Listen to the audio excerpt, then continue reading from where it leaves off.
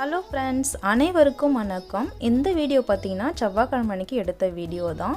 செவ்வாய்க்கிழமை அன்னைக்கு ஈவினிங் போல் வீட்டில் வேல் அபிஷேகம் பண்ணி பூஜை பண்ணியிருந்தேன். லாங் வீடியோ போட்டு ரொம்ப நாள் ஆச்சு, அதனால் லாங் வீடியோ தான் போடலான்னு சொல்லிட்டு போட்டிருக்கேன். வெள்ளிக்கிழமை அன்னைக்கு பங்குனி உத்திரம் வருது. பங்குனி உத்திரத்து அன்னைக்கு எப்படி விரதம் இருந்து பங்குனி உத்திர வழிபாடு செய்யலாம் அப்படின்றத பற்றி எனக்கு தெரிஞ்சதை நான் உங்ககிட்ட ஷேர் பண்ணுறேன். பங்குனி மாதத்தில் வரக்கூடிய மிக முக்கியமான நாளில் பங்குனி உத்திரமும் ஒன்று. பங்குனி உத்திரம் அப்படின்றது பார்த்திங்கன்னா பௌர்ணமி தேதியும் உத்திர நட்சத்திரமும் சேர்ந்து வரது தான் பங்குனி உத்திரம். இந்த நாளில் பார்த்திங்கன்னா பல தெய்வீக திருமணங்கள் நடந்திருக்கு.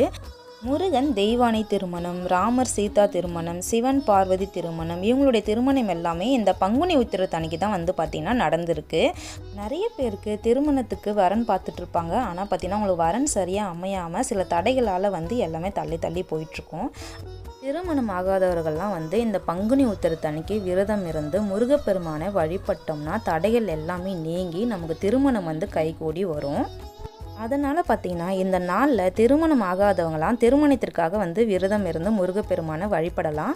அது மட்டும் இல்லாமல் திருமணம் ஆனவர்களும் தன்னுடைய திருமண வாழ்க்கை மகிழ்ச்சியாக அமைவதற்காக இந்த நாளில் விரதம் இருந்து முருகப்பெருமானை வழிபடலாம்.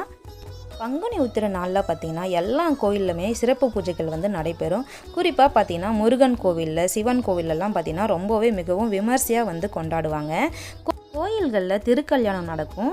அதை மாதிரி உங்கள் வீட்டு பக்கத்தில் எந்த கோவிலில் திருக்கல்யாணம் பண்ணுறாங்கன்னு சொல்லிட்டு கேட்டு தெரிஞ்சுக்கிட்டு அந்த திருக்கல்யாண உற்சவத்தில் நம்ம கலந்துக்கிட்டோம்னா தெய்வீக அருள் கிடைக்கும். நமக்கு நம்ம வீட்டில் வழிபாடு செய்கிறதுக்கு பார்த்திங்கன்னா முன்னாடி நாளே பூஜைக்கு தேவையானது எல்லாமே ரெடி பண்ணி வச்சுட்டு அதுக்கப்புறம் பங்குனி உத்திர அன்னைக்கு காலையில் எழுந்திரிச்சு குளிச்சுட்டு சக்கரை பொங்கல் செஞ்சு முருகருக்கு நெய்வேத்தியமாக வச்சு பூஜை பண்ணிவிட்டு விரதம் இருக்கிறவங்க விரதத்தை ஸ்டார்ட் பண்ணிக்கலாம். அதே மாதிரி ஈவினிங்கும் வீட்டில் விளக்கேற்றிட்டு அதுக்கப்புறம் பாலில் தேன் கலந்து முருகருக்கு நெய்வேத்தியமாக வச்சு அதுக்கப்புறம் பூஜை பண்ணிவிட்டு நம்மளுடைய விரதத்தை நிறைவு செஞ்சுக்கலாம். பங்குனி உத்திரம் அன்னைக்கு கோவிலுக்கு போயிட்டு அபிஷேகத்துக்கு தேவையான பால், தயிர், தேன் இது மாதிரி வாங்கி கொடுக்கலாம். இந்த வீடியோ உங்களுக்கு பிடிச்சிருந்தால் லைக் பண்ணுங்கள், ஷேர் பண்ணுங்கள், கமெண்ட் பண்ணுங்கள் அண்ட் மறக்காமல் சப்ஸ்கிரைப் பண்ணுங்கள். தேங்க்யூ.